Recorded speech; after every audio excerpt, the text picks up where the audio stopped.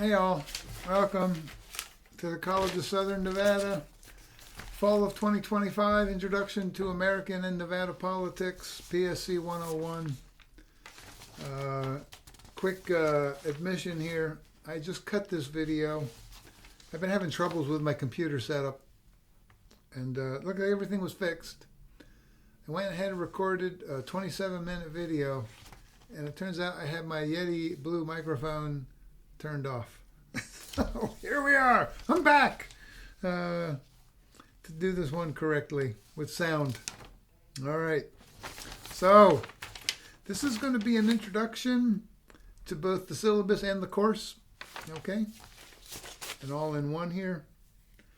I am Dr. Francis Joseph Carlton III. I'll be your instructor for the course. I have my telephone number on the syllabus. I have my email address, good place to contact me. I give you some office hours there on the syllabus through Big Blue Button. If you want to do a Big Blue Button meeting, which is remote, it's on Canvas, email me ahead of time. I'll set it up and make that happen.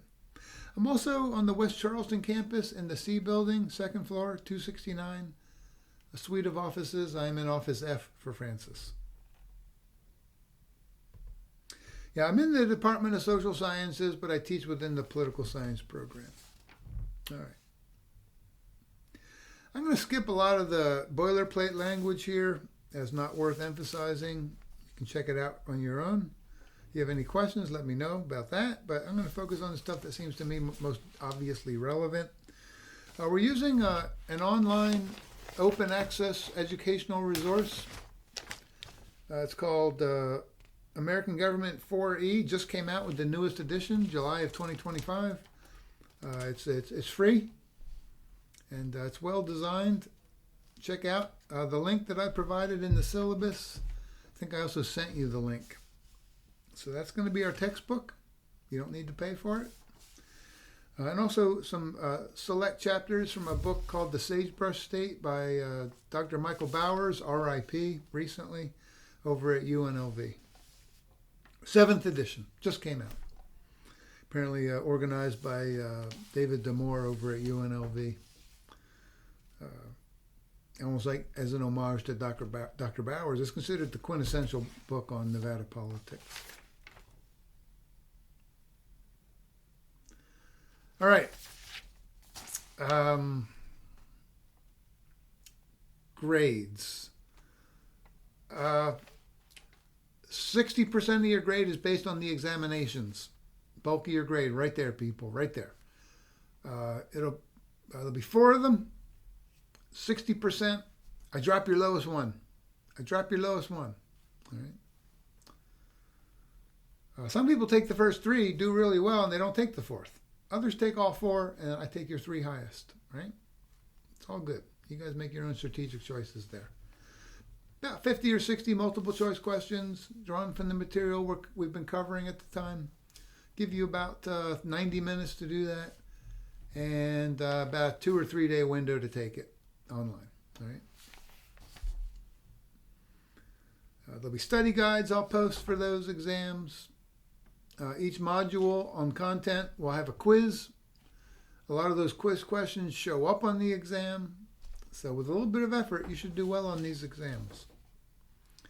My job is to get y'all through while still maintaining reasonably rigorous standards. I also have 5 current events quizzes. I drop your lowest one. Let me turn that off.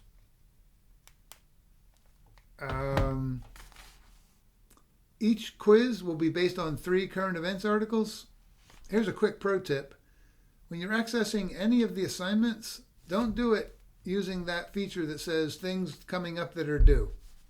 Because if you access the current events quiz through that method, you won't see the current events articles. You'll just see the quiz. And before you know it, you're in the quiz and you're taking it, and it's too late.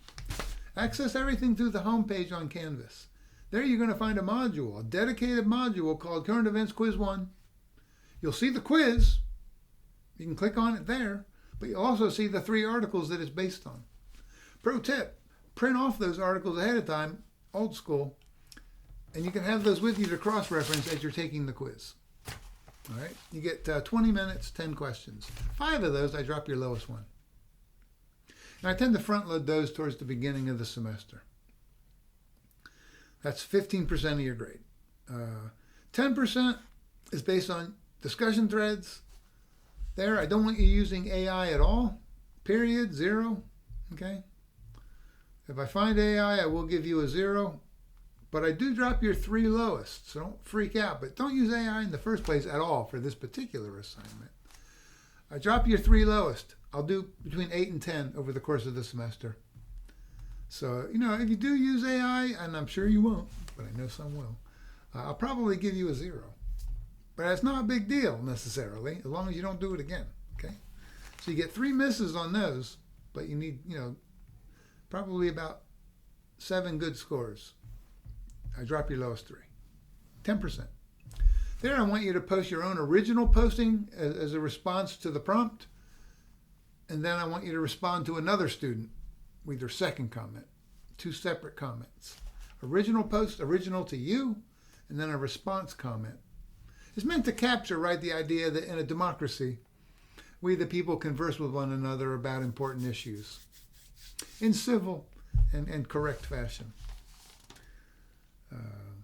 We're not necessarily looking to change minds here, okay? But to have a conversation, a dialogue, all right? That's 10%. And I'm really just looking for a good faith effort.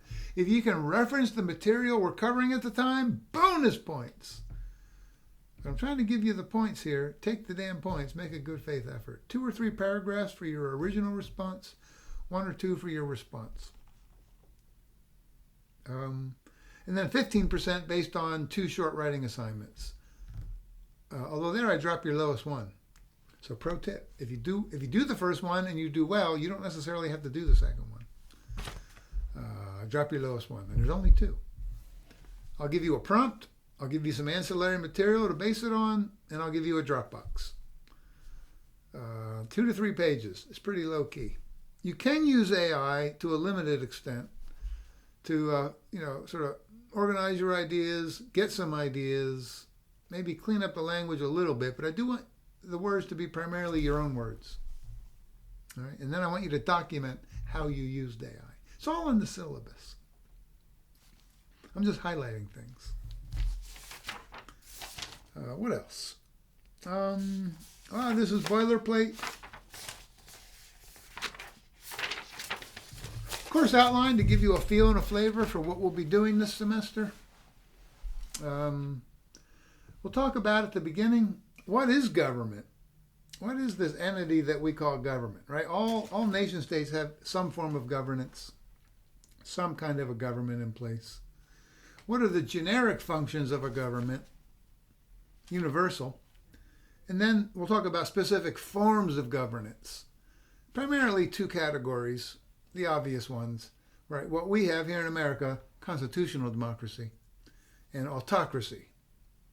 It is estimated right now that about half the world's people live under autocratic regimes, about half live under democratic regimes.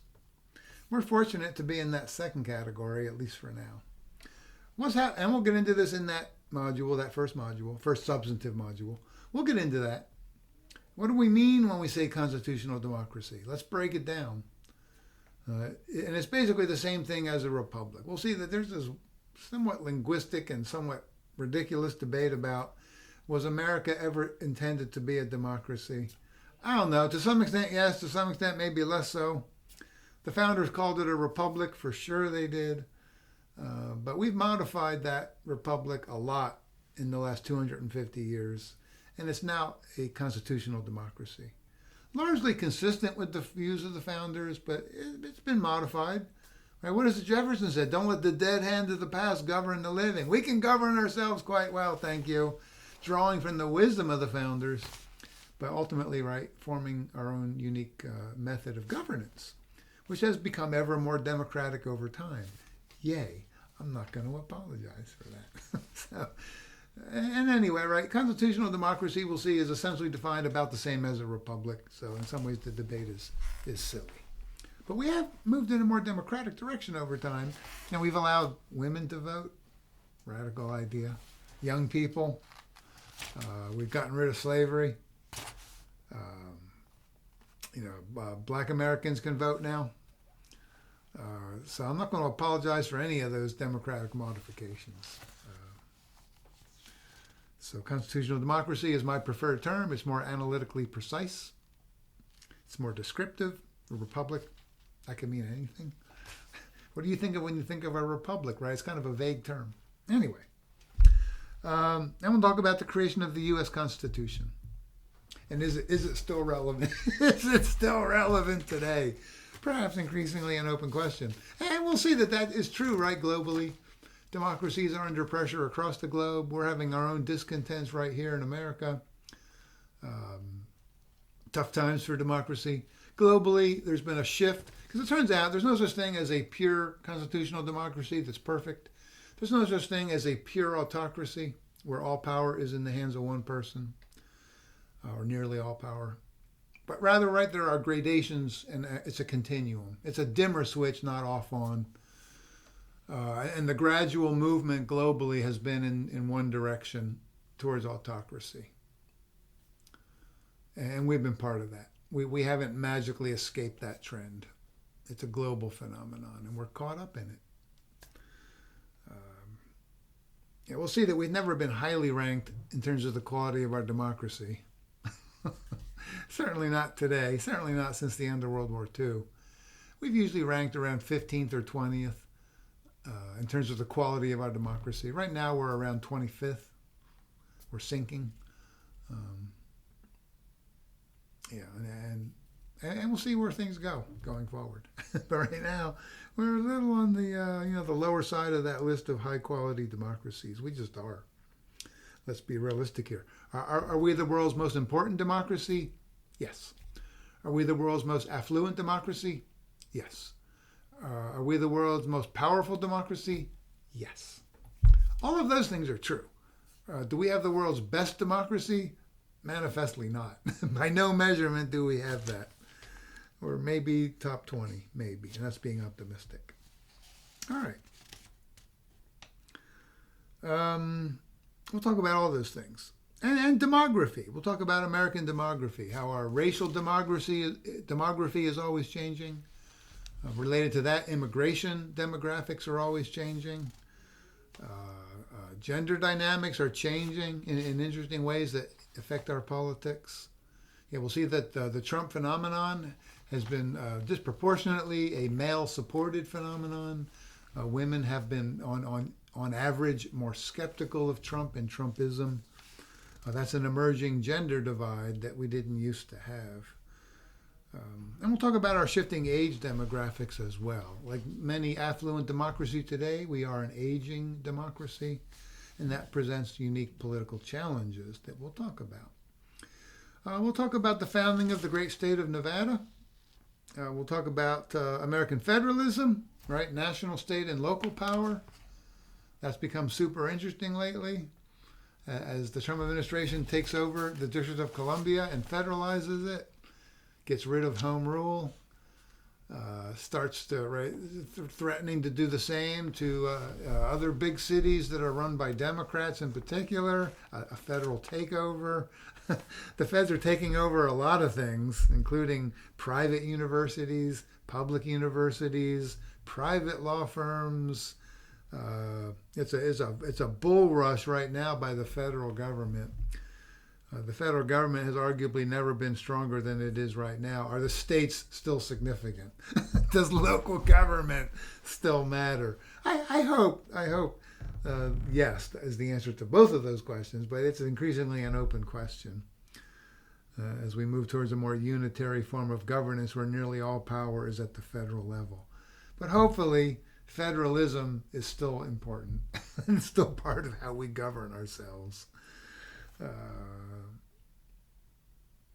We'll see that the shape of our federalism is always changing. Plus, we have odd elements to that, don't we? The District of Columbia. It's not a state. They don't get Senate representation or House representation. But 700,000 people live there. That's interesting. Puerto Rico, right? It's a territory. It's not a state. They get kind of second-class citizenship. That's interesting. Native tribes.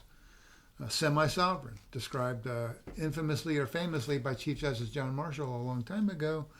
He described native tribes as semi-sovereign, right? Almost as a nation within a nation, but subject to the governance of Congress. That's interesting. Where does that fit into our federalism? We'll talk about Nevada's state and local politics as part of talking about federalism. We'll talk about civil liberties, Bill of Rights type issues, things like free speech, the right to freedom from cruel and unusual punishment, freedom from unreasonable searches and seizures, due process rights. Do they attach to immigrants who are here illegally? Turns out they do, because the Fifth Amendment, which establishes due process rights applicable against the federal government, says all persons, all persons. Some elements of our Constitution specify citizens, others say persons. The Fifth Amendment says persons. And we assume, right, don't we, my God, that those who are here, even illegally, are persons. They get at least some due process rights. We'll talk about civil rights. That's not a Trump-approved topic, obviously, these days. But we will talk about them because they're really important to understand American politics. Like, you can't understand the abolition of slavery without talking about civil rights, or the Black Civil Rights Movement, the LGBTQ Civil Rights Movement, the Indigenous Peoples Movement, the Chicano Civil Rights Movement, the women's movements over time. It's an important part of our politics, so we will talk about it. Even though it's not going to be, MAGA approved. We will soldier on. We'll talk about the politics of the U.S. Congress. Never more important than now to talk about that. Are they still a co-equal branch of government alongside the executive and judicial branches? Does the judicial branch still matter? Yeah, we'll talk about that. These are interesting times, right? The curse of living in interesting times. These are very interesting times. Feels like a curse sometimes. A little too interesting. We'll talk about the politics of the Nevada legislature, which just came out of its most recent biennial session. We'll talk about the politics of the presidency. That's become super interesting. We'll talk about the politics of the federal bureaucracy, the deep state in Trump's terms, which he seems to establish all the terms today, right, for what we talk about. So we'll talk about that. We'll talk about the politics of the Nevada executive branch, headed up by Governor Joe Lombardo, Attorney General Aaron Ford, and others. We'll talk about the politics of the federal judicial branch, the U.S. Supreme Court, the lower federal courts. Lots going on there. These are interesting times. We'll talk about the politics of the Nevada courts. We'll talk about the politics of public opinion, the politics of voting in elections, the politics of the media, the politics of our political parties, and the politics of interest groups. All right. Quick run through. That's the syllabus. And talking about that, I give you a feel for the course, talking about the course outline, and then finally some sort of pro tips for navigating this course on the Canvas shell. The most relevant modules at any one point in time will be the ones I put at the top of the queue. Once we've covered like Module 1 and taken Exam 1, I'll move it down to the bottom. I'll put the syllabus module up top initially. Later on, I'll move it down to the bottom. So I'll always try to put the most relevant modules at the top of the queue for ease of navigation. If I haven't said this already, and I think I have, access the material, please, I'm begging you, through the homepage, which I believe is also the modules page. The ideal is the homepage. That's where everything is happening. The discussion threads, the quizzes, the exams, the writing assignments, the substantive content, the announcements. It's all there on the homepage. So each time you access this course, which I would recommend accessing it multiple times a week, 2 or 3 times a week, regularly, check out that homepage. See what's happening. Stay connected. All right? I don't mount everything all at once. I don't. It would be overwhelming. I start out mounting, in terms of substance, I mount Module 1 and just Module 1 for about a week. And then I mount Module 2. And about a week later, Module 3. You get the idea, right? I mount them in serial fashion. Another reason to check in frequently. Things are always changing, and you do have an obligation, a responsibility to maintain contact a couple times a week to see what's happening. All right. This is not one where I lay everything out at the beginning. No. Stay engaged, just like you would with an on-ground course. Stay engaged weekly. I don't think that's a radical ask. All right.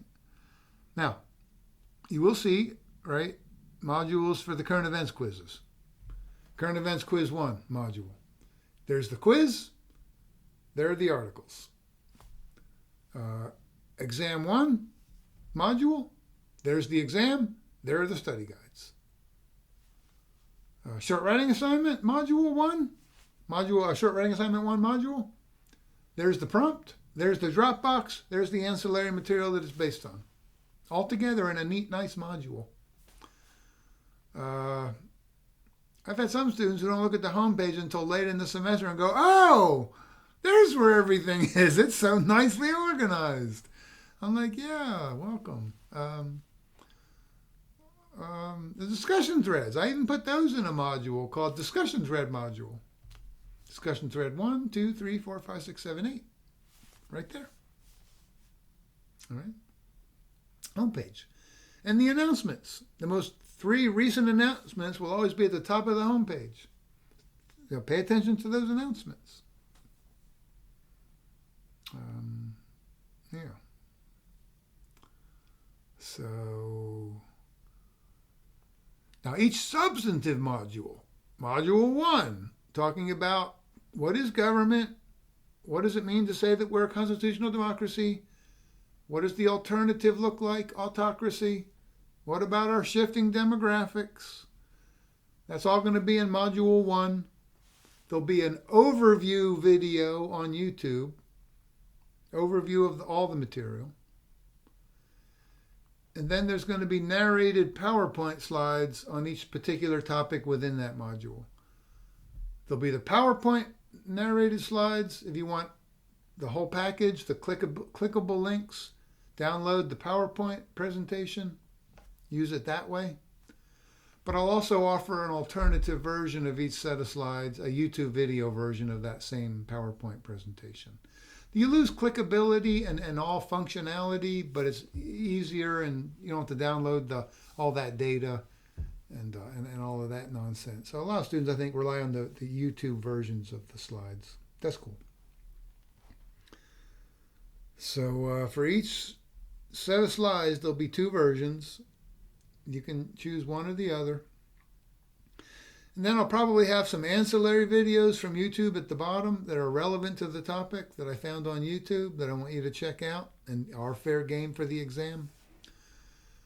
And as well, there will be a quiz at the bottom of each module that's substantive, a quiz.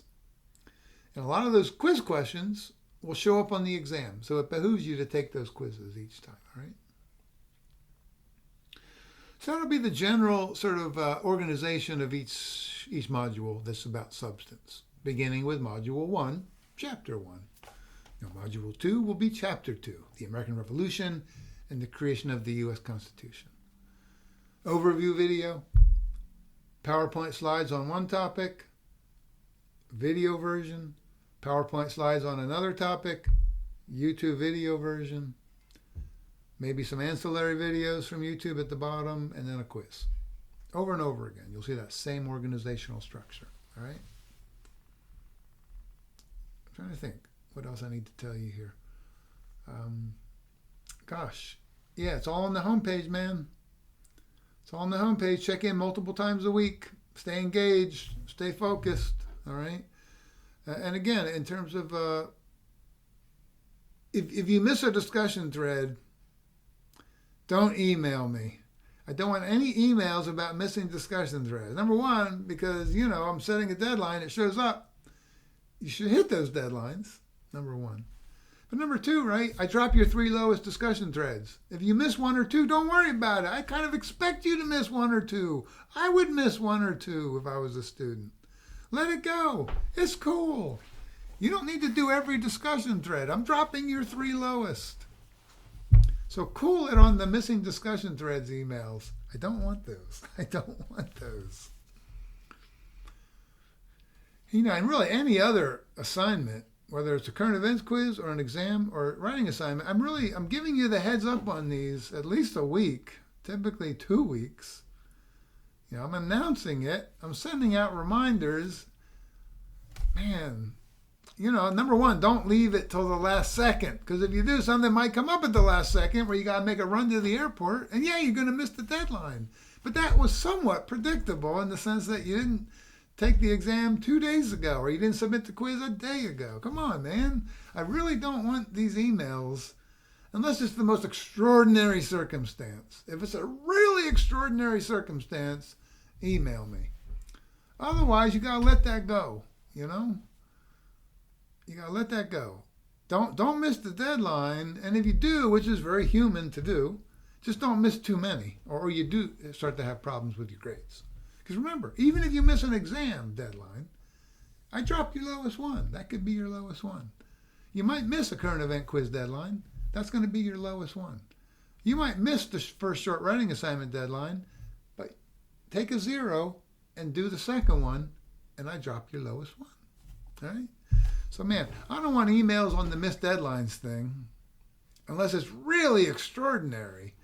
And that doesn't really include, I waited until the last minute, and then I had to run my brother to the hospital. I'm like, well, I know that sounds harsh, but come on, man, take it sooner than the last minute. Take it sooner than the last minute. Don't wait and leave yourself vulnerable to the glitches that can happen at the last minute. Pro tip in life, man. All right. Thanks for hanging out with me. Welcome to the course. I hope the audio worked on this one. Based on the signals I'm getting from my mic, it looks like it did. And we'll see you on the funny pages. Thanks.